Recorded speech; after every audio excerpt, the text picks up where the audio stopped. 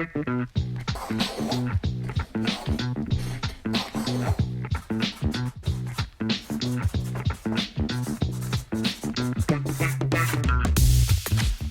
curry fans.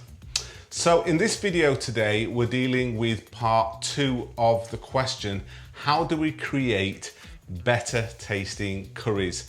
And we do that really by understanding the foundation of a tasty curry, which is the all-important spices, which spices to use and how to utilize them to get the very best out of those spices. Now in last week's video, if you've not seen that, check that out first before you watch this one. I'll post a link below.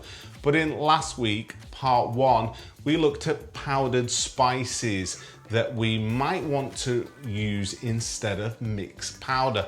What is mixed powder, I hear some of you ask? Well, it's traditionally a blend of powdered spices commonly used by many Bengalis in British Indian restaurant cooking. And really essentially it's like curry powder on steroids. But last week I looked at how we might want to replace that by using individual powdered spices, and how some of the better restaurants that I know and have got to know the chefs at use those individual spices and create much better tasting curries. And how also we might want to pre-grind our own cumin, coriander and garam masala to really elevate and lift the game of our curry cooking. Now this week we're going to look at whole spices and which whole spices we might use in restaurant style and takeaway curries, how to utilize them, and we'll answer some of your questions too about these whole spices in this video. So what we're trying to do is we're trying to replicate those curries that we all reminisce about, you know, in the 1980s, 1990s, or some of the better curry houses that you know of that still use whole spices in their restaurant style curries. And that's what we're going to try and do to up our game. So these are the spices that we're going to be looking at. These are not the whole totality of spices used in South Asian cuisine, but some of the more common ones that you're likely to find used by the better Indian restaurants. We got our fennel seeds, these yellow cumin looking like seeds. These have a slight anise flavour, a very warm sort of head note flavour. Great in rice dishes, great in creamier and sweet curries, so use sparingly. And then we've got here next to them our bay leaves. Great in stock, great in base gravies, pre-cooked chicken, pre-cooked lamb. Add a nice sort of flavour to a curry subtly. We've got our star anise here for a more stronger aniseed flavour. Great these in spicier curries, fennel and star anise, but don't use them together because you'll over egg the pudding. But really, really nice tempered in oil. And then we've got the whole peppercorns here. These are great in spicier dishes, your madrassis, your vindaloos, your jalfrezes. If you just want to add a layer of spice or heat without just relying on chili powder, great to use whole peppercorns. And then talking about spicier curries, we've got our green cardamom. And these are great in spicier curries. In fact, I'm going to feature these in my next curry recipe video on this channel, my Pakistani karahi dish. These are great. You just split them open a little bit like that, expose the seeds, and then temper these in oil, and they'll add a real aromatic spice to your dish. Then we've got the black cardamom. Use these very sparingly. These are great in like a base gravy. Again, you open it, break it open, expose the seeds. Use these in a base gravy or your pre-cooked chicken, pre-cooked lamb. They had a nice smoky, woody, earthy sort of tone. But again, you would use these sparingly. I wouldn't use these in the individual curry. But they are great, these. Next, we've got our coriander seeds. These are what we discussed last week. You want to pre-grind these seeds for a more floral, aromatic quality, along with the cumin together. Both of these two, the cumin and the coriander, if you pre-grind these, you will use these in most curries. Then we've got our cinnamon here. Again, that has a nice spicy element. Again, you would temper these in the oil. Really good in spicier curries. And then we've got the next to these, the cassia bark. This is a cassia bark or a quill.